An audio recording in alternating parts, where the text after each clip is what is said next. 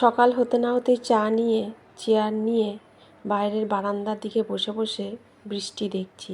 বৃষ্টি তো এক নাগাড় হয়েই যাচ্ছে, বৃষ্টি থামার কোনো নাম নেই।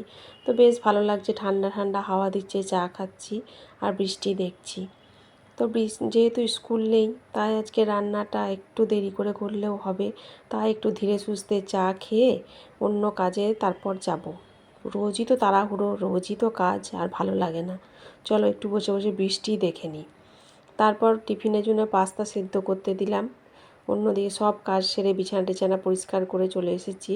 তো লাউটা ভাবছিলাম লাউ চিংড়ি করব, কিন্তু পুরো লাউটা খারাপ বেরিয়েছে, তাই লাউটা একটা তরকারি করব। আর এদিকে ক্যাপসিকাম গাজর দিয়ে পাস্তাটা বানিয়ে নেব টিফিনের জন্য, কারণ মেয়ের অনলাইন ক্লাস আছে, ও ক্লাস করতে বসবে।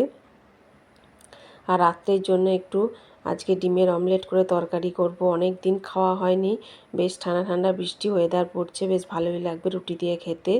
আর এদিকে চিংড়ি মাছটা একটু পেঁয়াজ আর টমেটো দিয়ে ঝাল করব, ব্যাস।